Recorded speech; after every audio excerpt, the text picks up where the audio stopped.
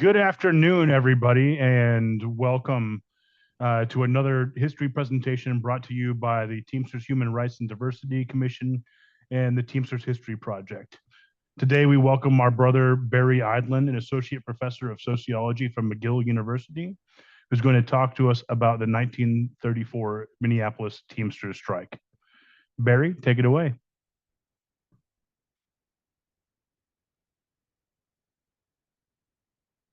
Oh, you are muted, Barry.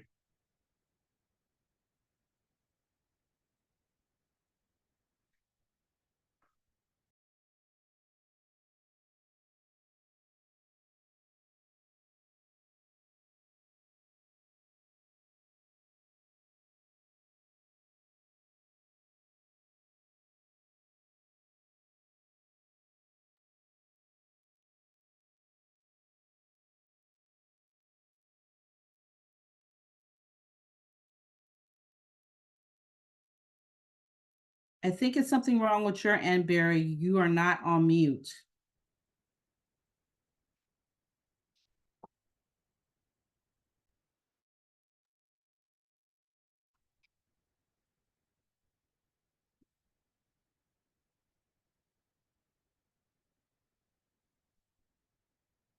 It's always fun to have a little bit of technical issues whenever we come into a program. It always makes it better. Of course. Hey, there we go. Can you guys hear me now? Yes, sir. Yes? Okay. Well, sorry about that.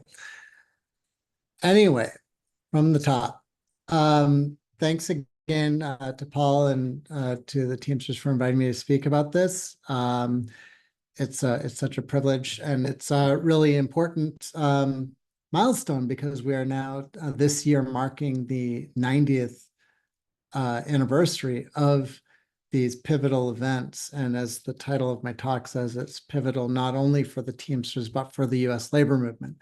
So just to give you a sense of where the talk's going to go in the next 45 or so minutes, I'm going to spend the bulk of the time talking about what happened, giving the broader context, talking about what was going on in Minneapolis, a bit of who were the Minneapolis Teamsters, and then talking about the strikes themselves, then a bit of a discussion of why they won, and then some short notes at the end to conclude about the aftermath of what happened after the 1934 strikes, and some lessons we can think of for today as people fighting to build/rebuild a stronger labor movement.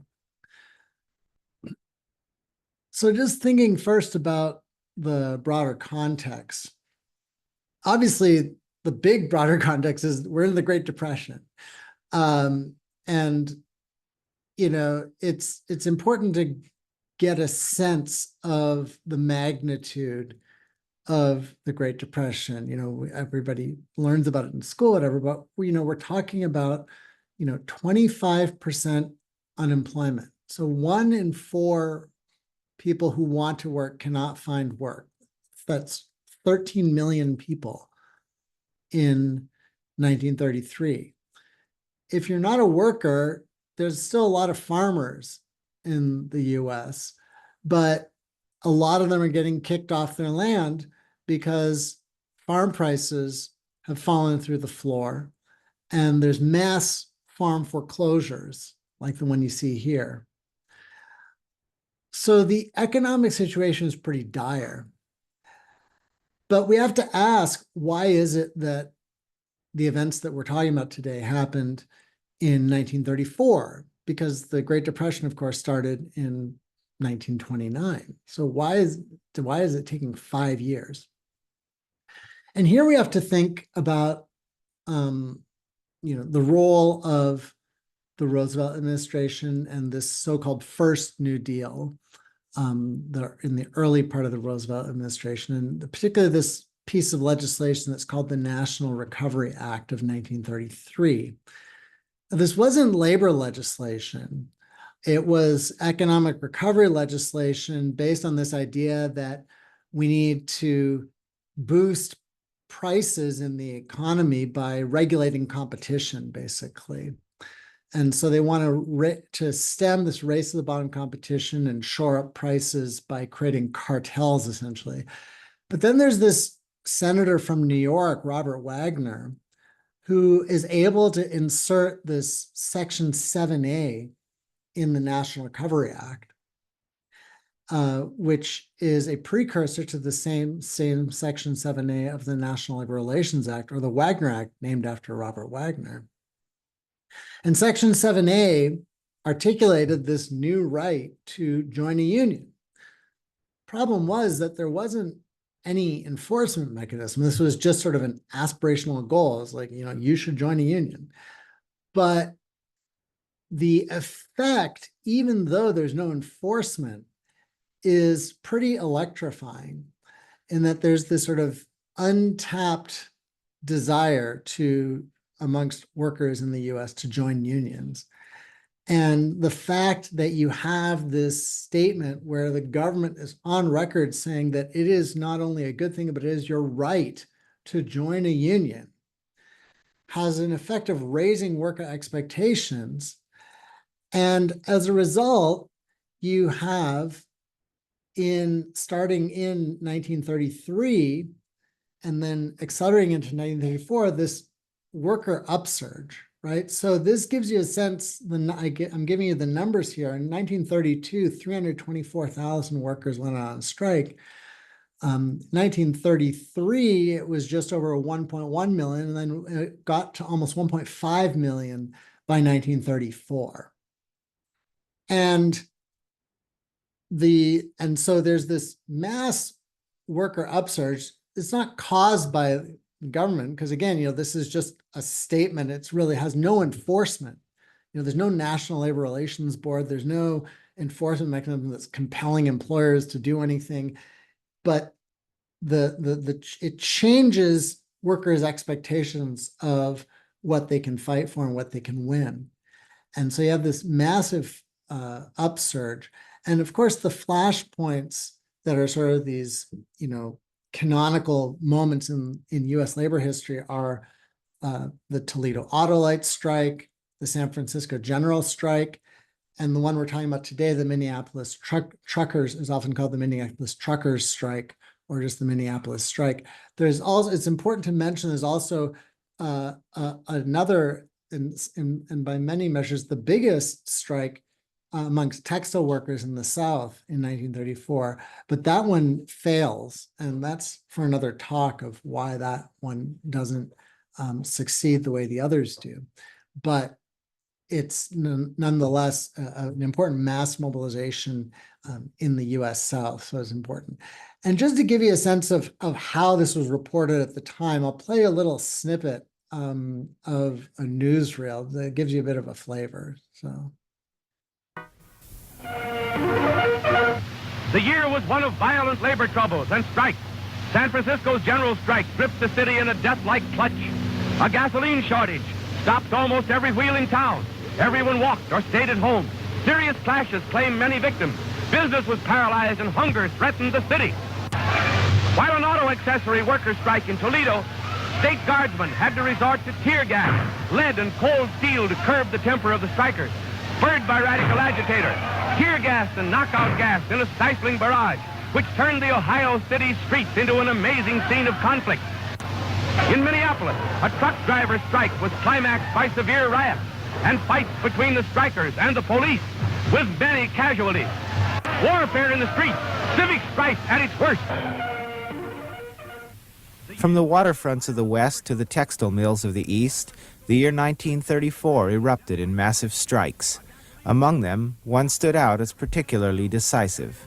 Long and bloody, fought for stakes of life and death, it transformed a city and inspired working people across the country. So that gives you a bit of a flavor. And obviously the newsreel is giving you more of the perspective from the employer's side.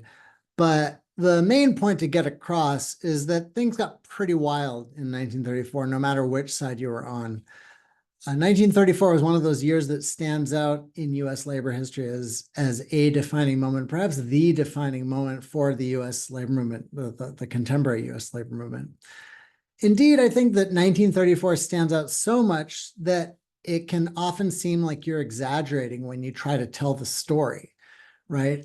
There's a historian named Bruce Nelson who discusses this specific challenge in his book, which is about the San Francisco General Strike. But the point he makes applies just as well to what we're talking about in Minneapolis. So he writes that, quote, one of the problems in presenting the lessons of the strike is that even a sober and restrained portrayal may appear as one-sided and romanticized as a crude proletarian novel. But in this case, the real world is more dramatic than fiction. So keeping that in mind, let's just continue with our examination of the Minneapolis strike. So the situation in Minneapolis, the city itself in this time period of the early 20th century was basically a kind of commercial trading and shipping center that was servicing the surrounding rural area, which was composed of which was based on sort of agricultural and extractive industries. So we're talking, the Mesabi Range with the iron mining, lumber camps, grain milling, and then farming, of course. And so there wasn't a lot of independent industry, so to speak. It was much more sort of servicing the surrounding rural industries. And business in Minneapolis was highly organized by this group called the Citizens Alliance that was dedicated to enforcing the open shop. So basically fighting unions at every turn. And they'd been very successful to the point where labor was incredibly weak in Minneapolis. And it was fragmented into a bunch of small American Federation of Labor craft unions. The one that we're going to be talking about was General Driver's Local 574, the Teamsters.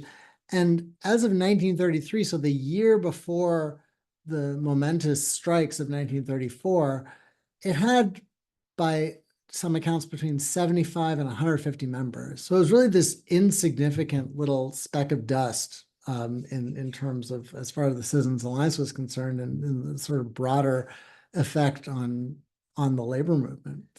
So we're really talking about an pretty unlikely place for this titanic mass uprising of workers, right?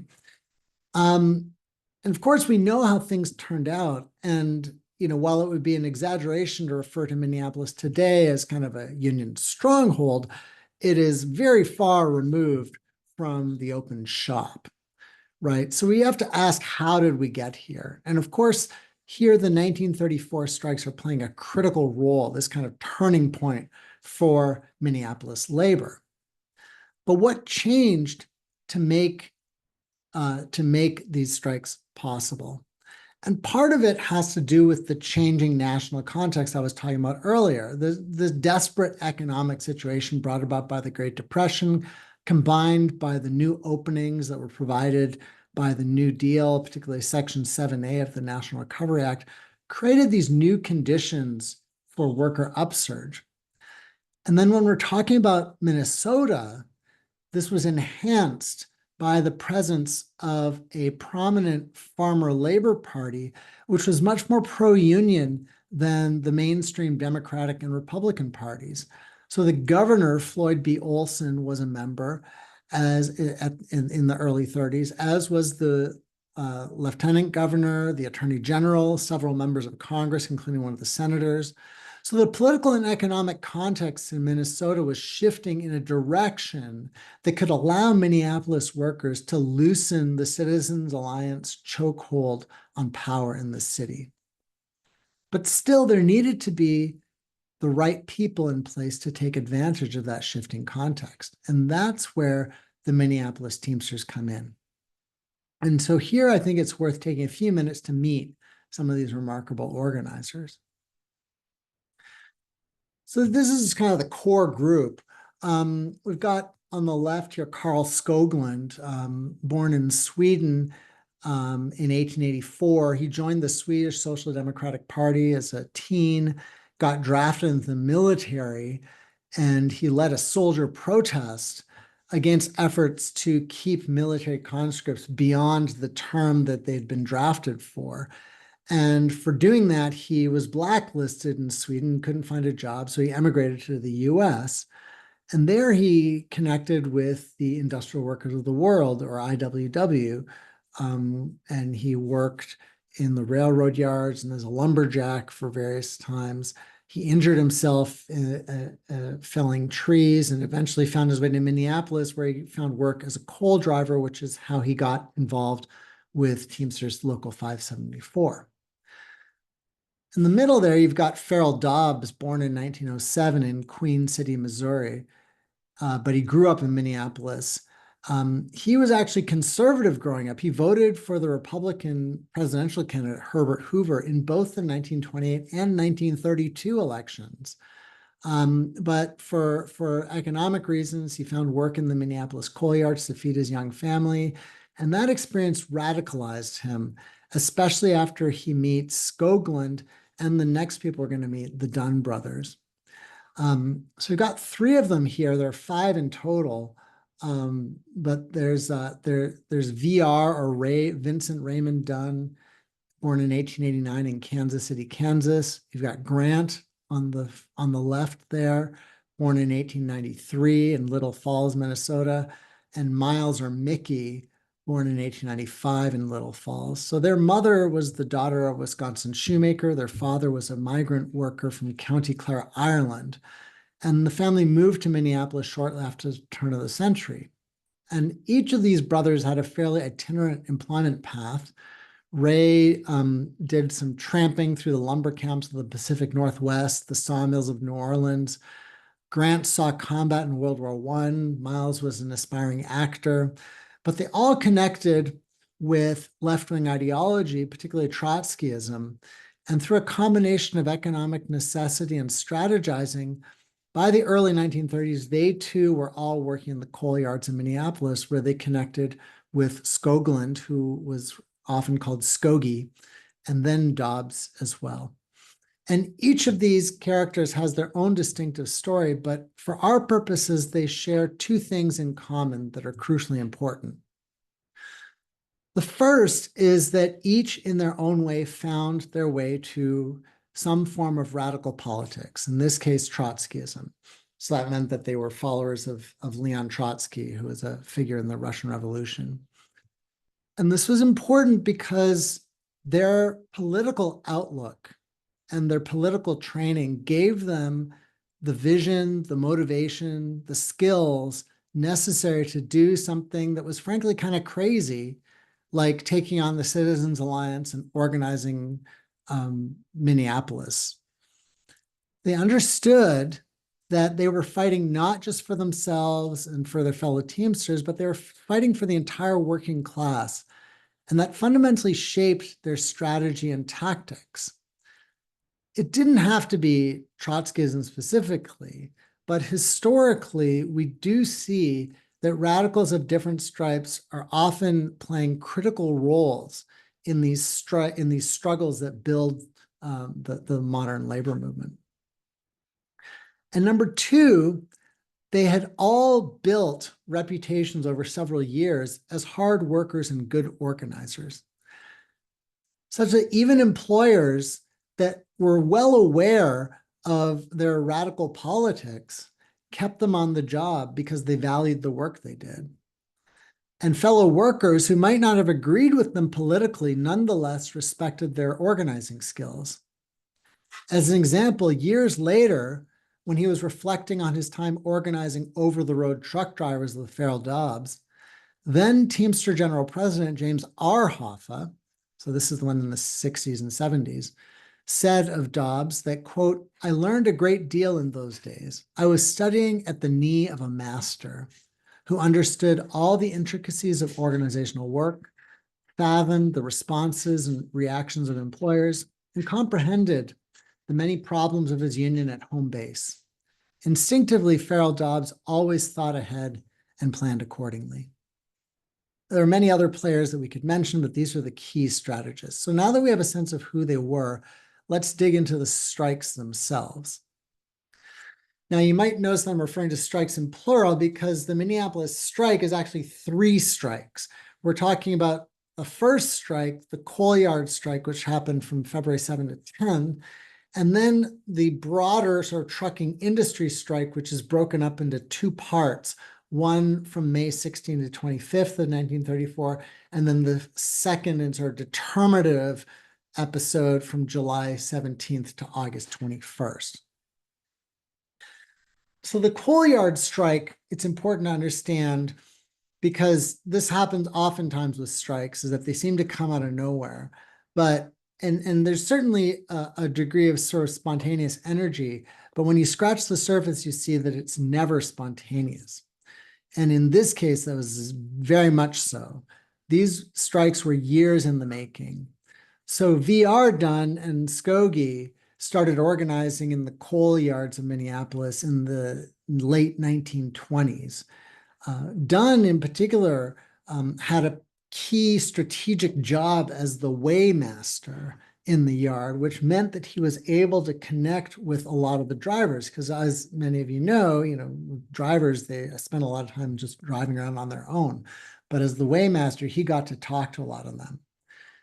And this coal yard strike was trying something different than what had been done before, which is that they're trying to organize all the drivers, including both company and owner-operators. The owner-operators had been left behind previously, and only a handful of coal drivers were organized. Local 574 leadership was pretty timid at the time, but the Dunn brothers were able to kind of convince them to go along with their plan. And so they managed to get, in February, they get 700 of about 1,000 of them to walk out citywide. And they basically have one, I mean, they've got a bunch of demands, but their main demand is just union recognition. They just want, which is a tall order in the open shop Minneapolis. The strike is very well planned. They know they're organizing. They have nightly meetings. This is where you see these flying squadrons that are going to be playing key roles later on, where they dispatch trucks to intercept deliveries at key places, often by dismantling the car or the truck that's trying to do the delivery and dumping the coal out in the street. They're also blessed with a bit of good timing because it had been an unseasonably warm winter that year, and there wasn't a lot of demand for coal. But then all of a sudden on February 7th, Minneapolis experienced a pretty brutal cold snap, and a lot of people wanted their coal and they weren't getting it delivered. So it only took about 2.5 days for employers to agree to recognition elections. Local 574 wins by 78%. But of course, in the aftermath, the employers sort of foot drag on what they're going to do with this recognition, with actually negotiating a contract. And this showed some of the limitations of the spirit of what the National Recovery Act legislation was trying to impose. But it was a foot in the door that had not been achieved for decades up until then. So this was a major breakthrough, even though the gains were quite modest. So building off the success of the coal strike, the Dunn brothers and Skoglund and Dobbs decide that they're going to take on the whole trucking industry in the city. And there's a lot of energy for this now because other truckers have seen that, hey, these coal drivers actually won.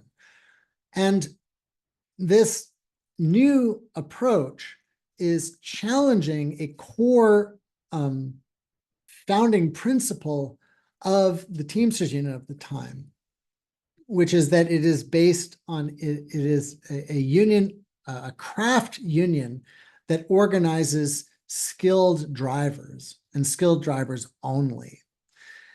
Whereas the Minneapolis Teamsters wanted to not just organize the drivers, they wanted to organize the helpers, they wanted to organize the inside warehouse workers. These are groups of workers that IBT President Dan Tobin at the time had referred to in 1934 as rubbish. And so he wanted nothing to do with this broader swath of workers. Anyway, building off the momentum from the February coal strike, they start organizing, and there's a mass meeting they organize on April 15th, and they invite Farmer Labor Party Governor Olson to show up. He sends a representative to read some prepared remarks, where he concludes that by urging the workers to, quote, follow the sensible course and band together for your own protection and welfare.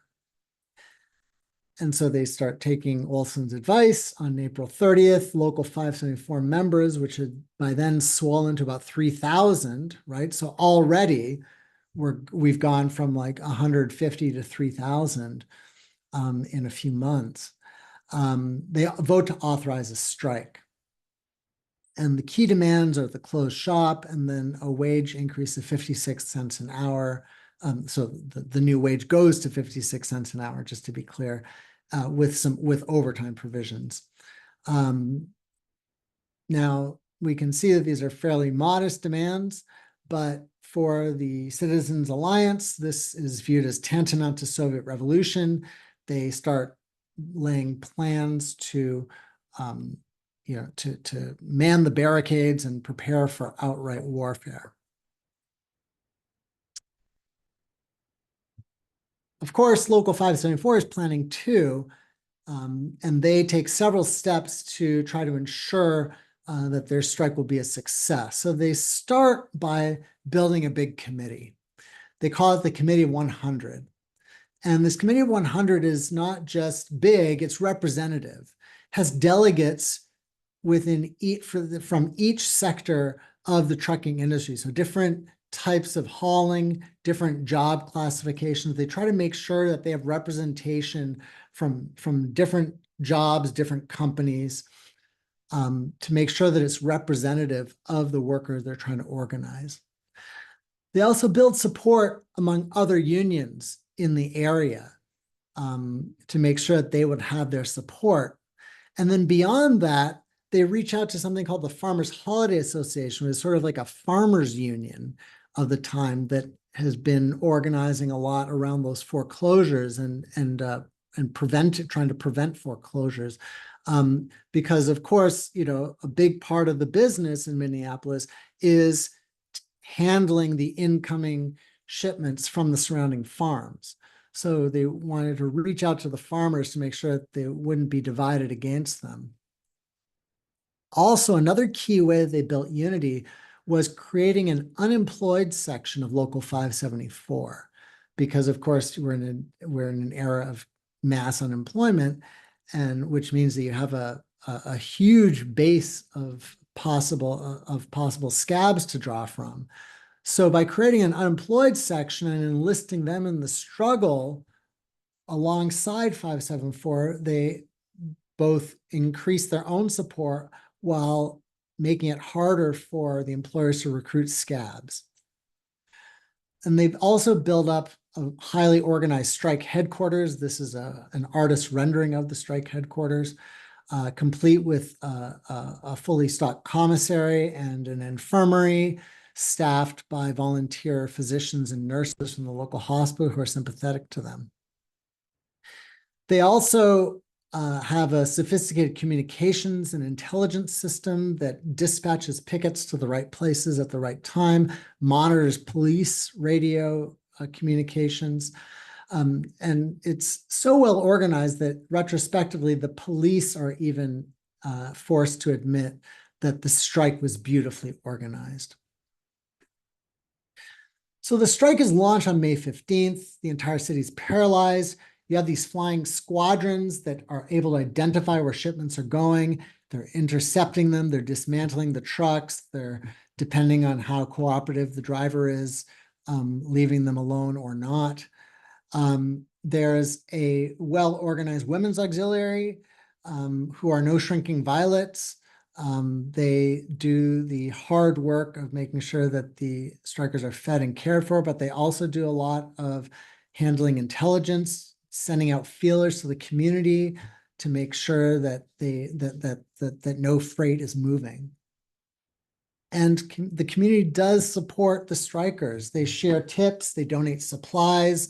Local bakeries and grocery stores will provide food for them.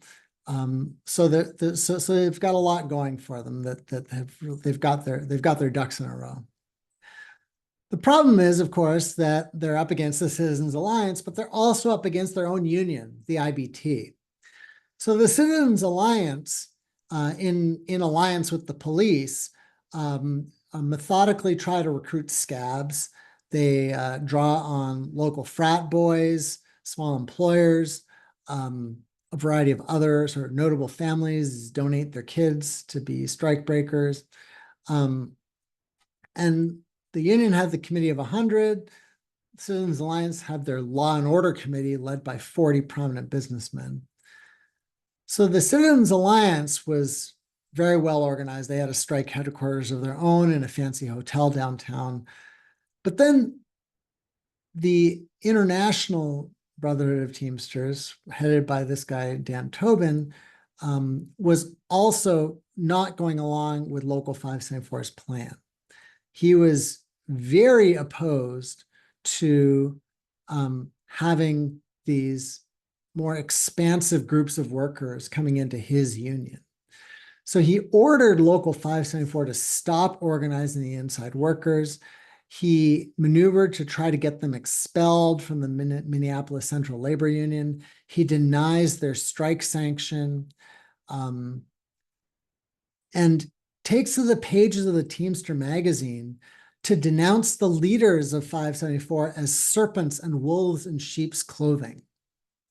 So we're not exactly getting a lot of support from the International in this case, to put it mildly. And the strike 2 ends in sort of an uneasy truce. It starts on May 15th. On May 22nd, you have this thing called the Battle of Deputies Run. This is a picture from that, where Local 574 picketers armed with these bats and other weapons are able to make the deputies run. And they disperse the Citizens Alliance scabs. They end up killing 2 of them.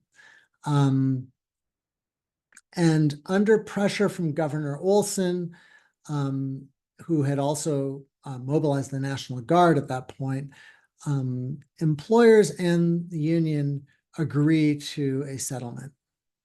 And the settlement includes union recognition, which includes the inside workers. It also includes arbitration of wages and hours based on past concessions and a reinstatement of all strikers. But as is always the case when you're dealing with the Citizens Alliance, the language remains ambiguous and the Citizens Alliance remains dedicated to try to undermine everything in the agreement. So we don't finish the deal in May. And the employers quickly renege on the point about including inside workers in the agreement.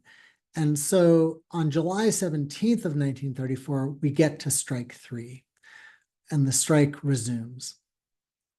3 days after that, on July 20th, there's this incident where the police, there's like 50 police cars escorting a shipment.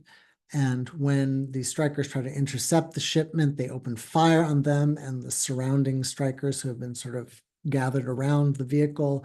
They end up killing 2 strikers, Henry Ness and John Ballore, and this comes to be known as Bloody Friday. There's a mass funeral the next week that is attended by more than 40,000 workers, and this really puts the Citizens Alliance on the back foot, and the police, because they are seen as just out of control and engaging in wanton violence against fellow workers. And After that, on July 26th, in response to this escalating violence, Floyd Olson declares martial law and actually mobilizes the National Guard again, and they actually take their positions, as you can see here, in the city. And the National Guard, and this is a sort of, so this is Olson sort of is trying to say that he's doing this to protect workers, but of course the National Guard starts issuing operating permits to local trucking companies. So the permits are obviously undermining the strike because they're allowing freight to move. And then meanwhile, on August 1st, the National Guard seizes the strike headquarters. They arrest the union leaders. They take them to a stockade at a local fairgrounds. They're released the next day. Then they sort of, to try to make themselves seem balanced, they do a sort of token raid on the Citizens Alliance headquarters, but with nowhere the same fervor. And then Olson then on the next day vows that he's going to stop all the truck traffic by August 5th if there is no settlement, but of course doesn't follow through. And then meanwhile, Jesse Brown, the chair of the Reconstruction Finance Corporation, that's a federal agency that was a key part of sort of helping banks get back on their feet after the crash of 1929. He shows up in town and summons the local bankers and basically says that if you don't go along with a settlement to this strike, it's going to be very hard for you to get financing from us. So he basically threatens pulling their finance deals if they don't play ball with the union. So the point to get across here is this very sort of almost schizophrenic role that the state is playing. On the one hand, they're sort of trying to cajole the employers and even threaten them into settling, while also using, the military to basically repress workers and arrest them and undermine their strike. So they're trying to sort of have it both ways and not doing a good job in either direction. And then finally, there's a breakthrough. And on August 21st, there's several failed arbitrations in the week prior.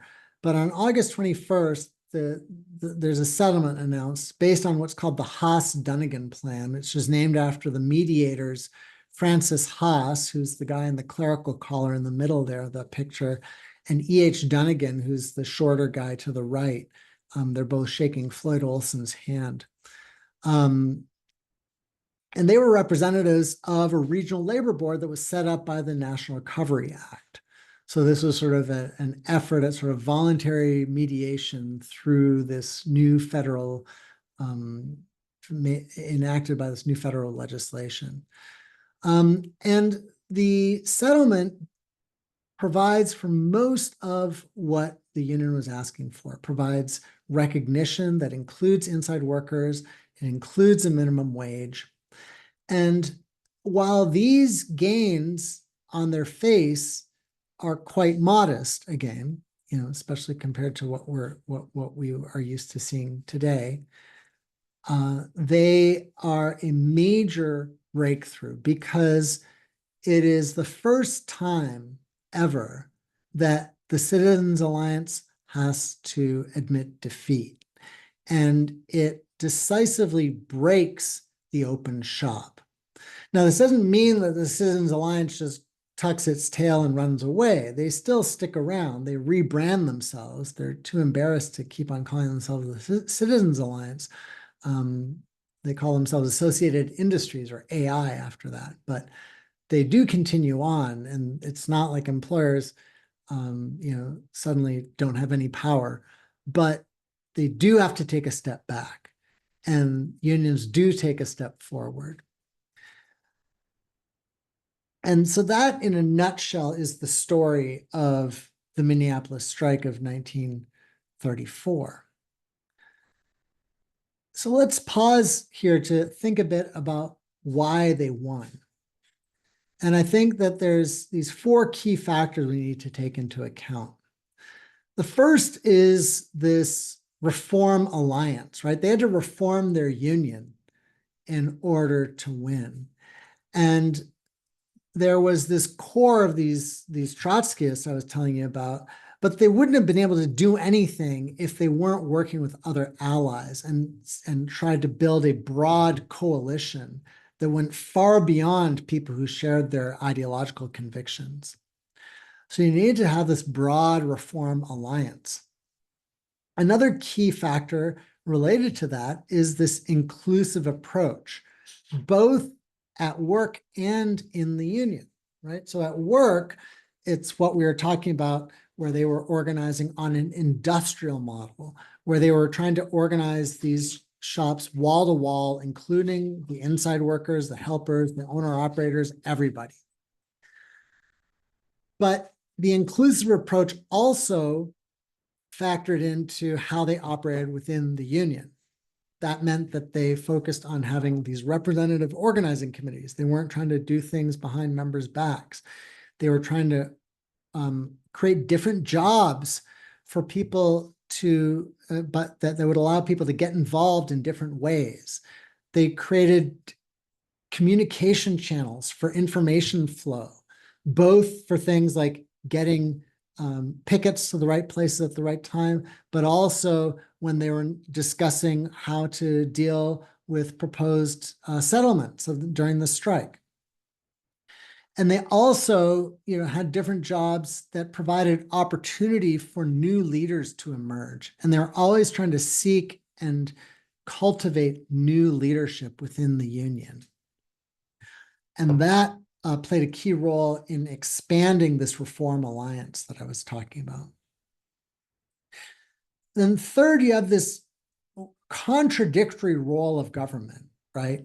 We think of the New Deal as this sort of positive thing for workers, but it's more complicated than that. And we've seen a bit of that in the story I told today about the Minneapolis Strikes, right?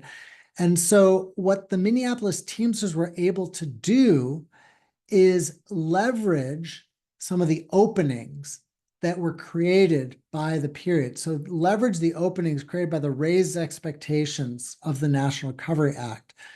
Leverage openings created by the fact that Minnesota had a farmer labor party in power. While not depending on these, right? They weren't depending on the government to force the Citizens Alliance to come to the table. They weren't depending on Olson and realized that Olson was going to be an unreliable ally, as he proved to be, right? Because he called out the National Guard on them and arrested a lot of their leaders, right? But we can't simply view Olson as, a phony progressive who's just a mouthpiece for the employers, because he wasn't. It would have been a very different story, and it would have been much more difficult for the Minneapolis Teamsters to organize if there was a less pro-labor governor in office. So the fact that he was this farmer labor party governor mattered in creating some openings, but they didn't rely on those people to do the right thing. They realized that they would have to organize themselves.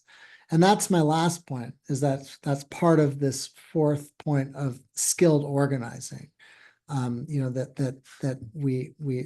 The Minneapolis Teamsters just were this massively talented group of organizers that was all brought together at the same time. And so the right organizers in the right position help them win. So let's just tell the rest of the story of the Minneapolis Teamsters briefly in these last few minutes. So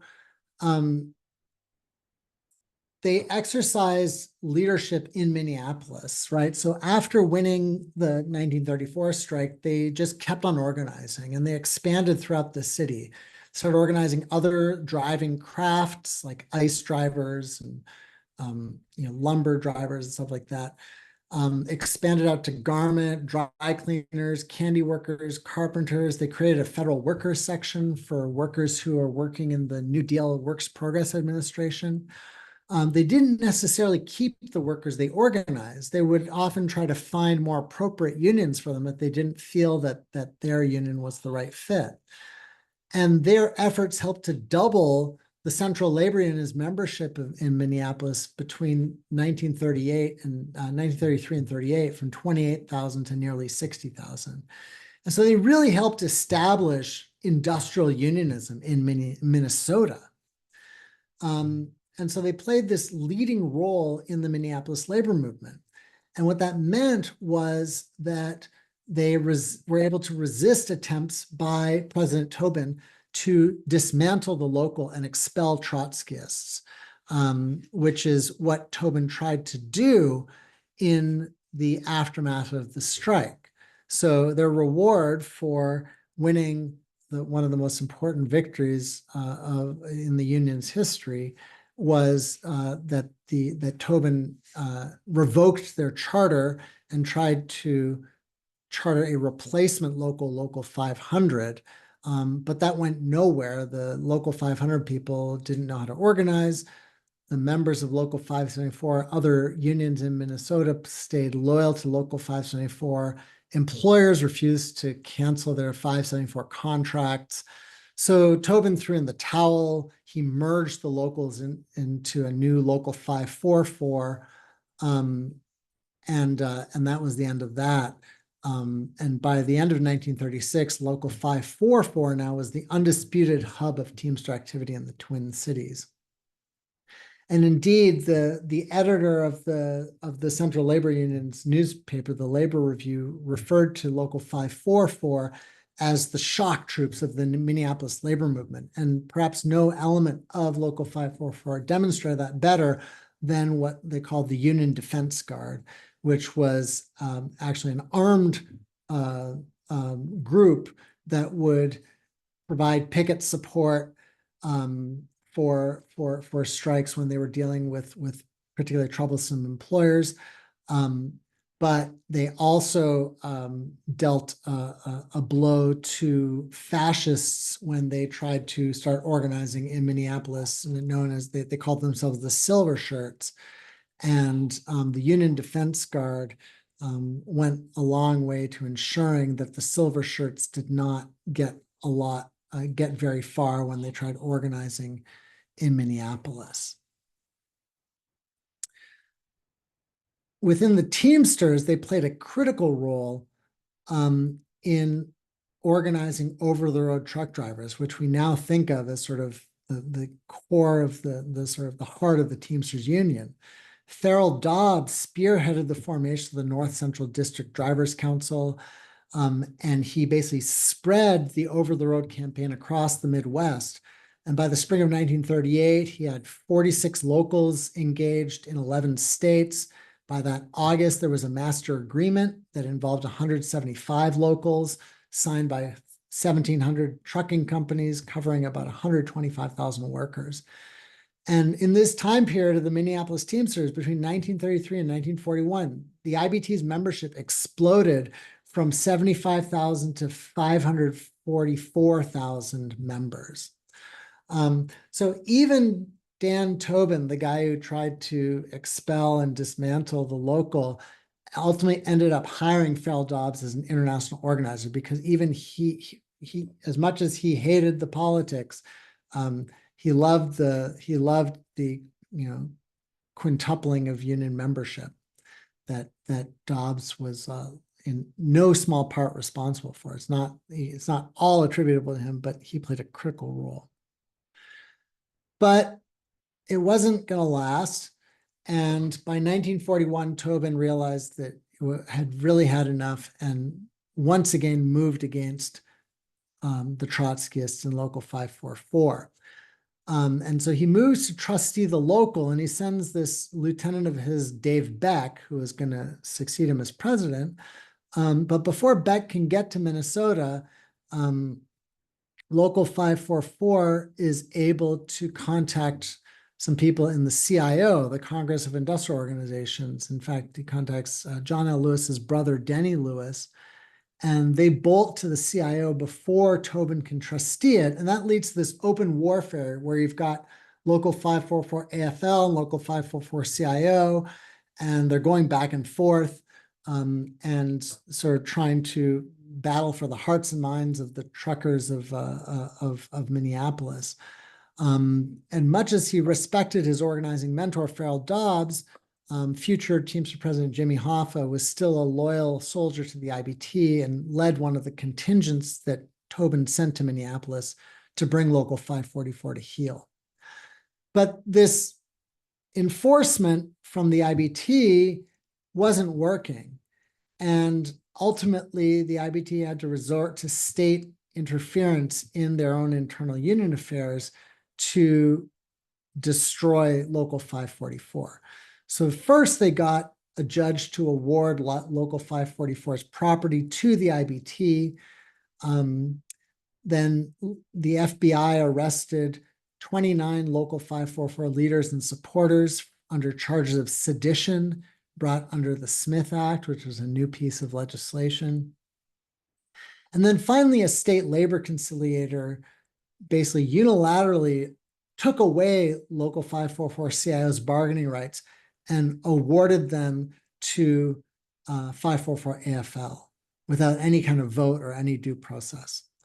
And so basically that kneecapped Local 544 CIO and led to the Trotskyists being expelled from the Teamsters, and a lot of them ended up in jail.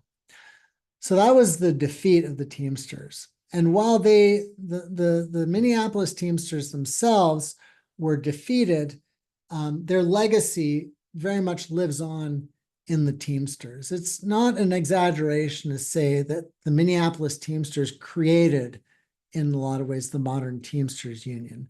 They dismantled the narrow craft model associated with Dan Tobin and his predecessors, replacing it with this much more inclusive industrial model.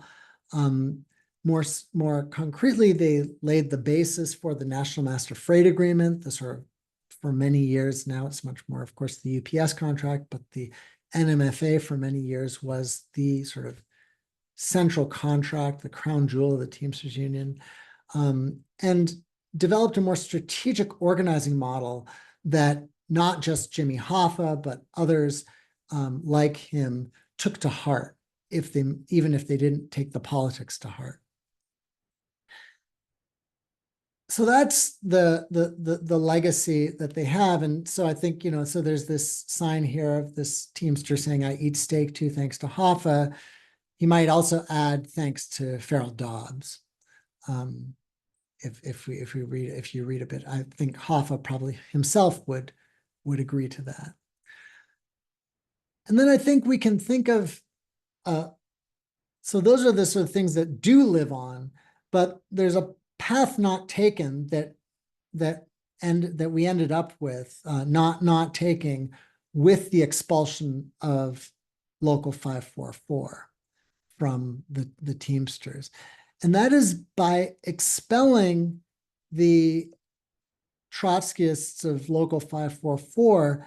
One of the side effects was that they sort of expelled an internal anti-corruption force within the union, which probably allowed a lot more of the corruption to take hold of the union. And so we can ask, had Local 544 been able to retain more influence within the union, would we have seen less corruption? Would we have seen less of the mob influence that came so much to characterize the Teamsters Union in the post-war decades?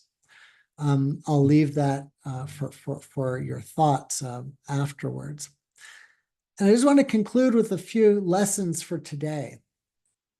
Number one, and I think it's a huge lesson, is the importance of inclusion, right? On all these dimensions.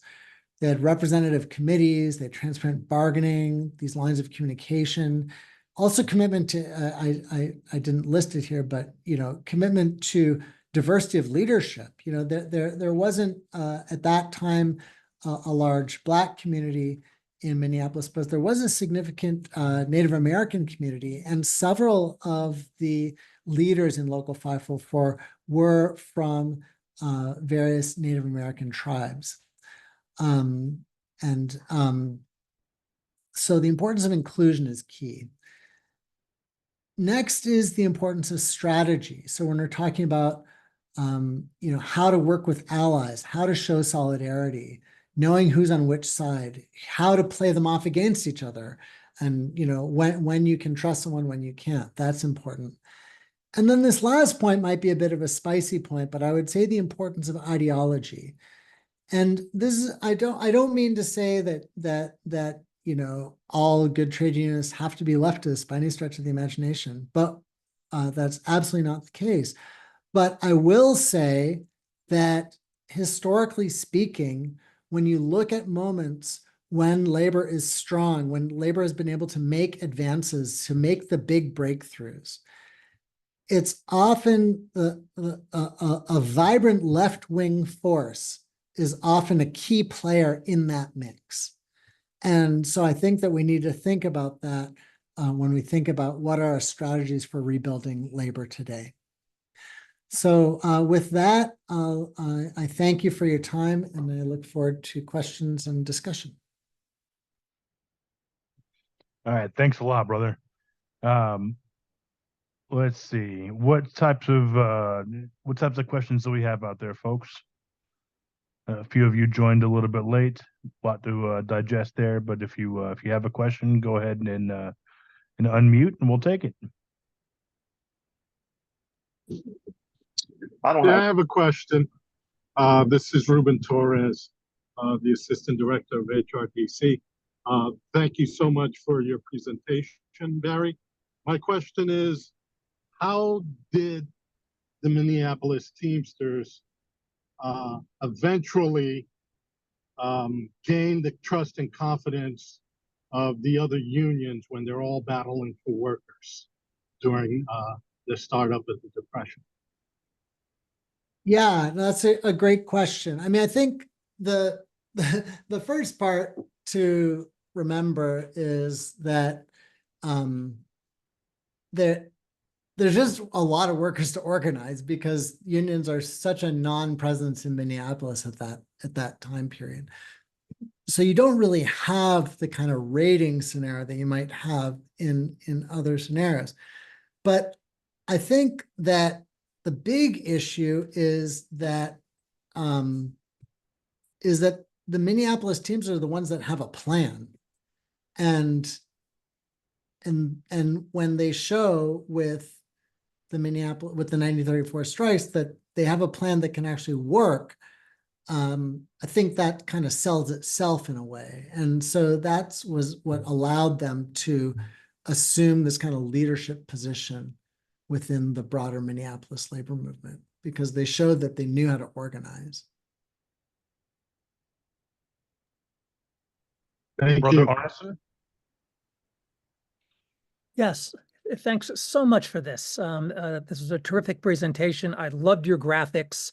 I loved the newspapers that you showed there. I want to ask you to talk a bit more about your final point, about the role of the left, making the labor movement stronger. The left is not a unitary thing. Trotskyists are very few in number. They are often at war with their much larger adversary, the communists. So what is it about the Minneapolis situation and Trotskyism in this city? Is it that they have an ideology that leads them to do certain things? Is it that by simply being on the left, they are just committed to mobilizing and action? So that makes them more militant as opposed to the ideological specificities here. So if you could just talk about that element and what makes the Minneapolis local tick and the role of Trotskyism. What is it about it that drives the stuff on the ground in that city? Yeah, that's a great question, Eric. And I didn't want to toot my own horn too much, but there's a paper I can recommend that I wrote with Micah Utrecht that is specifically about this point in Labor Studies Journal. I can send you a copy. But the short version is that I'm less convinced that there's anything specific about Trotskyism that matters, but I do think there's something about being on the left, right? Because I think that you look at the role that the Communist Party played in San Francisco, the Mustyites played in Toledo. This is kind of getting to this other question here. There are all these groups of very sort of clearly identified ideological leftists of some sort, and they all play a similar role, right? So, yes, you could parse out the ideology, but I really think it is the sort of being on the left. And what is it? I think that there's an ideological element and there's a practical element. The ideological element is this idea of sort of that we're trying to organize the working class. We're trying to organize this broader vision of, we're trying to empower move these workers into action to sort of build this different, socialist future or what have you. And that does two things. Number one, it on a practical level makes you much more attuned to this more inclusive approach, right? So it makes things like craftianism much less appealing, and you try to want to organize this broader group of workers. And it also makes you is what I think allowed them to navigate this relationship with the Farmer Labor Party, right? So they had a much more sort of like finely tuned vision of like who's on which side and who can be an ally in which way, right? So I think that that's one part of it. And then ideologically, it's also just the fact that you're sort of have this ideological commitment gives you the courage and tenacity to take on this crazy thing that you wouldn't do otherwise if you didn't have some, really hardcore belief that you needed to do this. So that's the ideological part. And then on the practical level, the fact of being in a kind of party formation meant that they had a level of education, of skills, that other workers just didn't have. And so they were able to use that to organize and bring other workers into the fold as they did. So I think that's why it matters.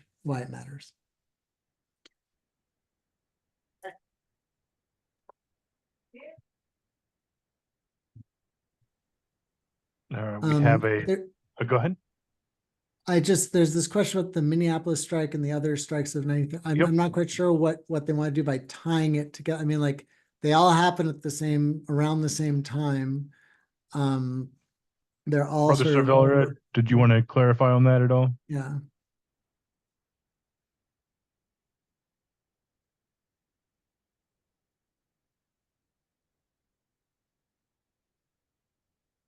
Oh, I think we lost him. Oh, okay. Okay. We did have another question here in the in the chat early on. Let's see here. Yeah, I saw another one and it went away. Something about where did it go? About Dan Tobin like putting barn workers in. That was my question. I just want to say, amazing presentation. I appreciate it very much. Very informative. The company I work for, our original contract from 1913 includes barmen and helpers, as long as with the actual like drivers. We start out as like food delivery and warehousing and stuff, and then we eventually evolved into other stuff, like other industries. But Yeah. What was it because the union was in its infancy, because they were just trying to get as many people as they could back then, and then he kind of had something happen along the way where he started to look down upon those guys? That's just kind of what I was trying to understand. That's a really good. I was not aware of that contract. So I would be curious actually to learn more about the specifics surrounding that contract, because I can tell you that, I mean, Tobin is like, all the public statements I've ever seen from Tobin have been of him sort of like looking down on those kinds of workers. And like I said, he famously referred to them as rubbish. But I mean, and it was more of a practical consideration for not just Tobin, but the kind of craft unionists of the time, where they viewed these other types of workers as too transient and not established enough to be able to build a durable organization. And that's really what concerned them the most. Was, it wasn't just that they, I mean, like there certainly was a bit of a haughtiness and a sort of looking at themselves as sort of the aristocrats of the labor movement. But it was fundamentally based in this sort of desire to build durable organization that could stand the test of time, which is what they saw themselves as doing, right? Because they saw all these other formations previous to them, like the Knights of Labor, like the industrial workers of the world, that tried these more inclusive forms, or rise and fall. And the lesson they drew from that is, we need to basically just focus on this like core group of craft workers, these high skilled workers that are hard to replace, and just leave everyone else to themselves, to their own devices. But yeah, no, I'd like to know more about your local, because I'd never heard of sort of non-skilled sort of craft workers being included in a Teamster local from the get-go. Yeah, I'd love to get in contact with you after this is over. I could give you my email address, and I could actually see a picture of it, because it's pretty cool. Yeah, they've got it hanging up on the office. I mean, it's pretty neat. So I'll definitely get with you. Yeah, for sure. Thank you. Any other questions out there? Yeah, I have a question. This is Isaac. You mentioned how after the 1934 Minneapolis strike that there was a lot of organizing, and with a lot of that organizing, they're really good about kind of realizing that certain workers that were organized weren't the best fit in their local, and offering those organizing efforts to other unions. Were those other like Teamster locals, or other just craft unions that they realized, hey, these employees are a better fit for you guys? They're literally other unions. Yeah, it wasn't even just local. So I mean, like one of the examples was like there was a group of because the thing is that they were getting a lot of calls, because they were the high profile people who just won this big strike. So all these people like, can you organize us? And they got a call from a group of candy workers. I forget the name of the candy company. It was they worked in a candy factory basically, and so the local 574 people met with them, and talked them through sort of like how to put together some demands, how to organize, all that kind of stuff. But then once they did that, they put them in touch with another union. I think it was it's like a food processors union.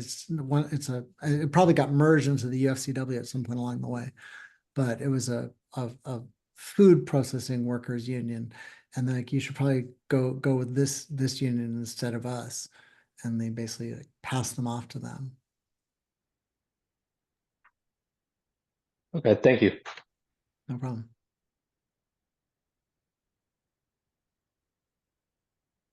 right. Any other questions?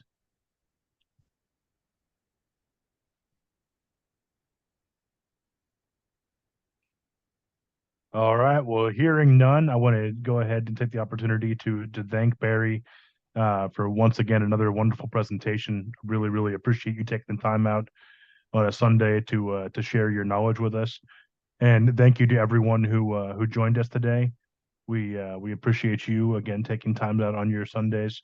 You can go ahead and look in the chat. You will find a link to see our previous recorded sessions. You can find us on YouTube. There's a link there in the session. And again, keep an eye out for additional programs coming up. We do these monthly. With that, have a wonderful Sunday, and we'll see you next time. All right. Thanks, everyone. Bye.